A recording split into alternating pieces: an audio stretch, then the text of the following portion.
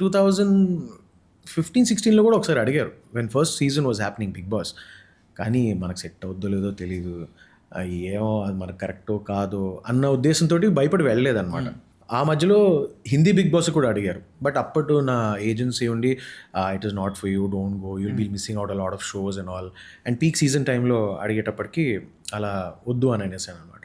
So ఇలా చేస్తూ అక్కడిక్కడ చేసుకుంటూ ఫైనల్గా బిగ్ బాస్ అనే ఒక ఆపర్చునిటీ వచ్చినప్పుడు it was a roller coaster ride for me. వెళ్ళాలా వద్దా, ఆల్రెడీ మనం ఇక్కడ ఏం పని చేయట్లేదు, మళ్ళీ వెళ్తే మళ్ళీ ఏమన్నా అనుకుంటారా అని, మళ్ళీ అక్కడ లోపల ఏమన్నా అటు ఇటు అయితే ఏంటి పరిస్థితి అని. నేను అప్పటిదాకా బిగ్ బాస్ అనేది ఒక్క ఎపిసోడ్ కూడా చూడలా.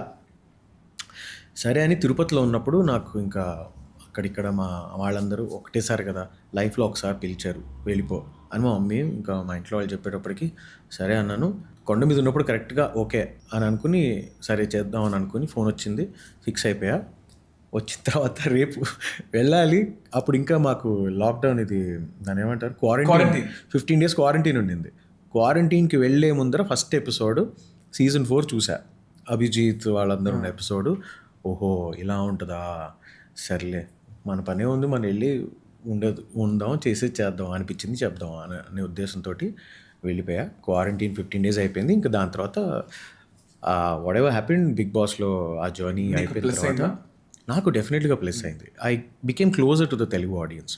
నేను కూడా I wanted to give it a shot. అంటే ఎంత లోపల ఆశ ఉండిందంటే తెలుగు ప్రేక్షకుల కోసం నా ల్యాండ్ ఇది, నేను మాట్లాడే భాష, ఇక్కడ నేను ఎక్కువ పని చేయకుండా బాంబేలో ఎక్కువ పని చేస్తున్నాను, నాకు ఇక్కడ పని చేయాలని ఉంది అని I left everything. I wanted to spend time here, మన తెలుగు ప్రేక్షకులకి దగ్గర అవ్వాలి అని చెప్పి నేను బిగ్ బాస్కి వెళ్ళా.